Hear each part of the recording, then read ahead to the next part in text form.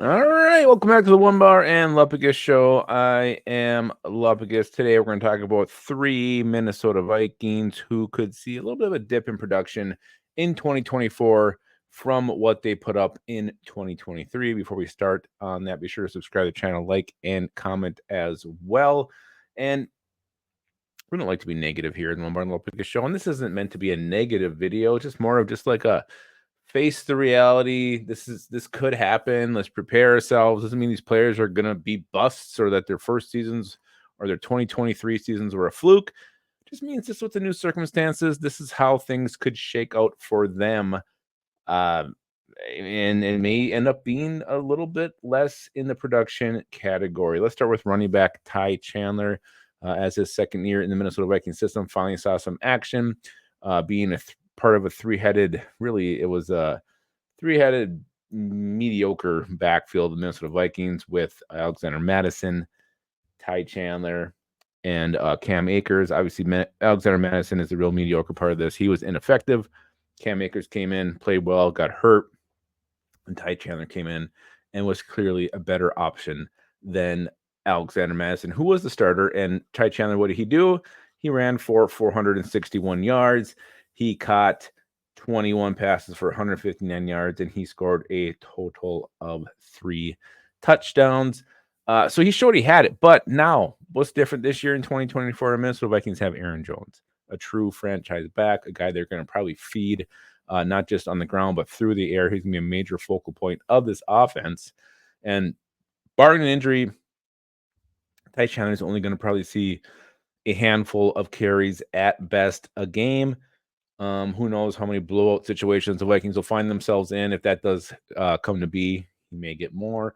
I feel like the Vikings are going to be very competitive this year, being a lot of close games. I don't know if that's going to happen as far as him just getting touches to end games. So I just don't think the opportunities are going to be there for Ty Chandler in 24. Assuming Aaron Jones stays healthy, he could see numbers that aren't quite what he put up in 2023. So don't be shocked that Ty Chandler has a little bit of a dip in production in 24. Let's go with our linebacker that everybody loves, Ivan Pace Jr., the great story, the undrafted rookie phenom from last year, undersized, bad workout, short arms, defies the odds. Ivan Pace Jr. has it where it counts, and that's right here in his ticker. And let's just recap what he did last year. He had 102 total tackles, 2 tackles for a loss. He had himself 2.5 sacks. He scored a touchdown, interception. He didn't score a touchdown. I always think he did in that Raiders game, but he didn't. So here's the thing. Now you got Blake Cashman entering the scene, taking over the Jordan Hicks role. There was a stretch from week 6 to, I believe it was like week 14-ish, where Jordan Hicks was gone. In that time, I'm not going to say the majority of Ivan Pace Jr.'s production happened because he did produce early in the season, but he had a couple games there, a couple weeks, 6 tackles, 7 tackles, 7 tackles, 7 tackles. So how much is going to be Blake Cashman? And a lot of times the Vikings only put one middle linebacker out there. This isn't a knock on Ivan Pace Jr. This is more of a knock on what his opportunities could become as a guy. Is he the man, or is Blake Cashman going to be the man? Are they both going to be on the field at the same time?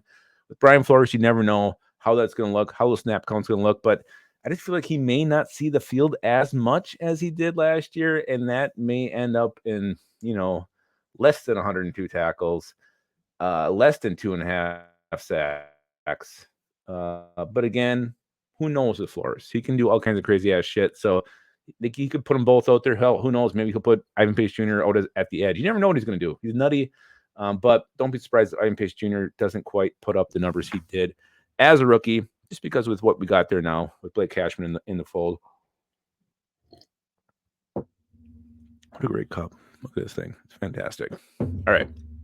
So the last one is wide receiver Jordan Addison. If I was going to bet on any of these guys having less production in 24, it's going to be Jordan Addison.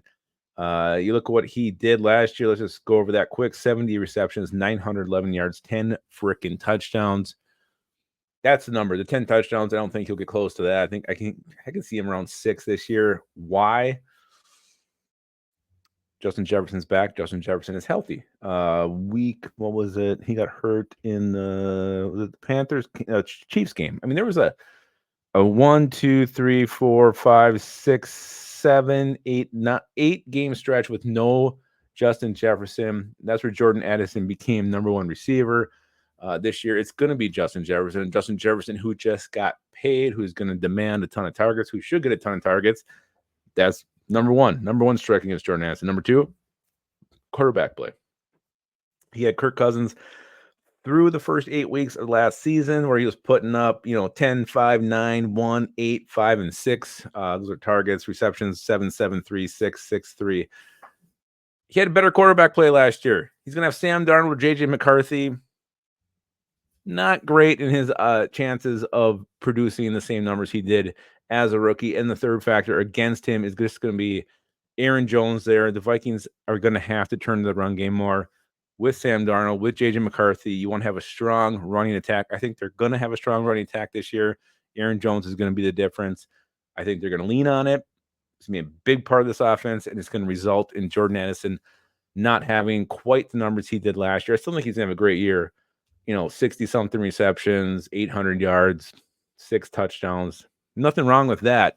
I just don't see him approaching the 79, 11, 10 that he did as a rookie, just because I don't think he's going to be that much of a focal point as he was as a rookie. So let me know in the comments, do you guys agree with this? Do you see these guys having maybe a little bit of a dip in production? Maybe you see the opposite. Maybe you see them skyrocketing up. I know Onebar is all hell-bent that Jordan Addison is going to have a bigger year. I hope he does. That'd be great. But again, I just think some things were in place last year to help these guys have huge seasons. It may not be the case this year. Again, I want to hear what you guys think. And also, have a great weekend. Keep your skull in your hole.